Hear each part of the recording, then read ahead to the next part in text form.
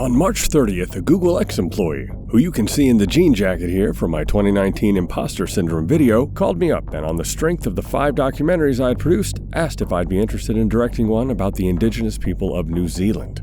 While honored, I told him I'd only be interested if we shot it in VR180. He didn't know what that was, so I shared some of my VR180 films and he was pretty convinced of the format. So then it was time for their Maori contact to vet me, and wouldn't you know, we both build shit. Did you build that deck? Yeah. I do a lot of building my. I do a lot of woodwork. Yeah. So I appreciate the ability to use your hands. I built a whole mini golf course in my backyard, big bar. I like creating. I built these tables. Oh, I like that table. Built this table as well out of our wood from outside. That's amazing. And all these doors in here we built ourselves. So you fellas just come and have a look, and we'll build some shit, eh?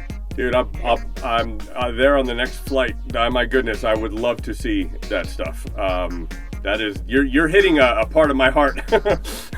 Woodworking and building stuff has just been a huge part of my life the past 15 years. So.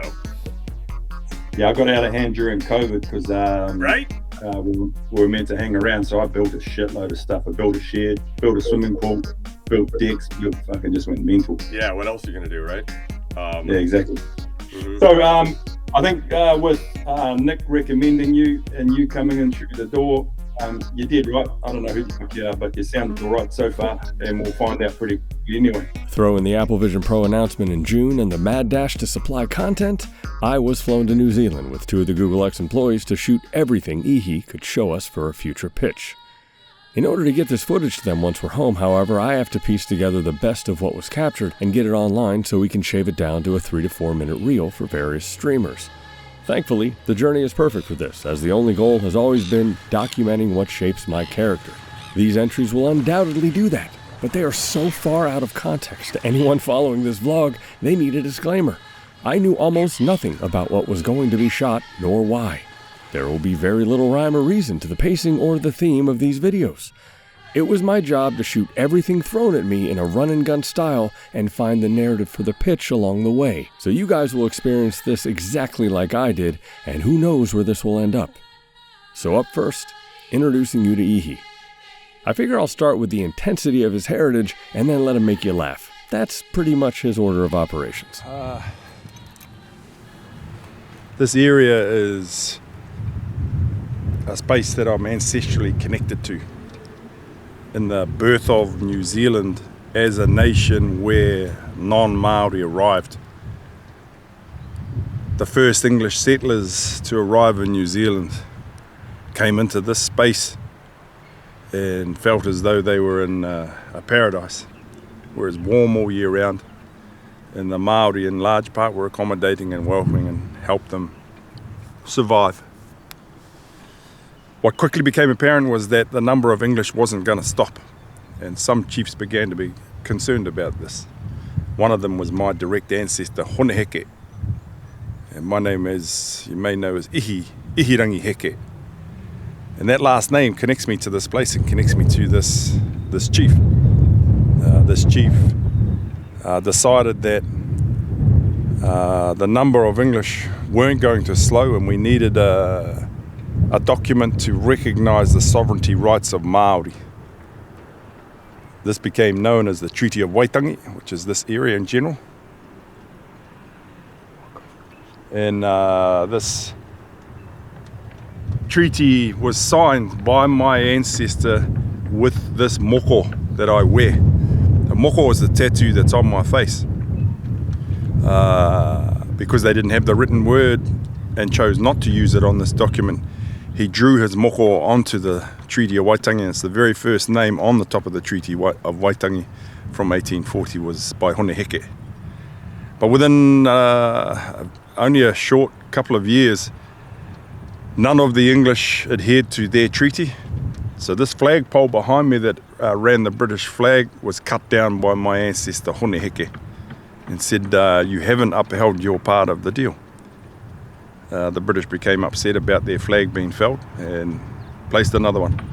In short, this was cut down 5 times.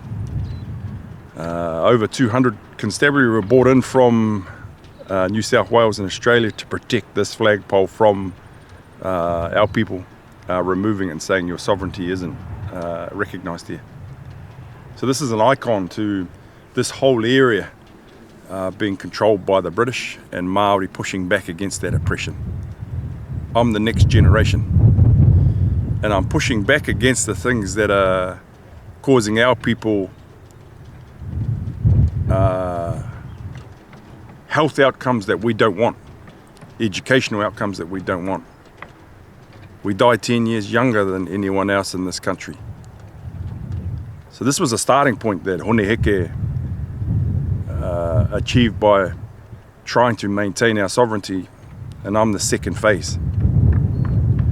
Hone Heke was recognised in all school curriculums as a rebel, and someone that was to be spoken of in the terms of being a bad person, a disruptive thinker.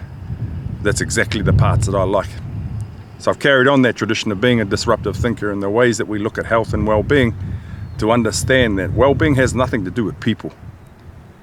Well-being has everything to do with the environment that causes it. And what Heke tried to do was to make an environment that allowed our people to flourish. He was held back from that, and I'm the second wave that's attempting to make that happen again. Goodness. And now the lighter side. And big Māori boys, they always used to like riding their motorbikes with me, and one of them said, there's a jump over that river, how's that going? I said, well, if you hit it at the right speed, you'll be fine. I said, just stick next to me, but don't go, don't back off, or you won't make the jump on your motorbike and you'll hit the other side. He gave me that look like, don't be stupid, of course I can do it. So we tear off towards the jump. He sees the size of the jump at the last minute, backs off the throttle, doesn't make it, hits the other bank, does a full flip in the air, lands on his back and bounces for a bit, and he's 150 kilos. I thought, oh, that's going to hurt. Anyway, I go over to him and he says, in between breathing weirdly, he goes, that kind of shit, which I find pretty funny. He's lying on the ground, he says, I dislocated my shoulder. I says, oh yeah, I'll pull that back in for you. He goes, that's not the worst thing. I hit the ground so hard I've shit my pants. But please, don't tell the boys. What a dickhead. As soon as he put that line at the end, I was obliged to tell everybody. So we get back to the car, we're all sitting there and having a beer and something to eat, and I'm sitting next to him and he gives me that look like, you said you wouldn't tell them. I'm like, I'm not going to, but I started sniffing the air and said to the rest of them, does it smell like shit round here? And that's all I said, and then he lost it and said, you said you wouldn't say anything. I said, never said a word, I just said it smells like shit. So from that point onwards, he said, I knew that I'd shit my pants because my ring hole was itchy after I hit the ground. I said, yep, that's one of the indicators. Itchy bum hole. But nonetheless, he's carried on riding, and we have a saying for it now, which is Pakaru te kōtore. Kōtore is the name that we use for caves and holes, but it also means your bum hole, and Pakaru means it's broken. So sometimes your bum hole does fall out when you hit the ground too hard. Wow. So we talk to him and say, oh, Pakaru te kōtore, your bum hole just fell out. Well, all of your stories involve someone not listening to you. Exactly. And learning the error of that. The dichotomy of Ihi. Up next, he takes us to some incredible locations, and we get a deeper understanding of what the environment means to the Maori people.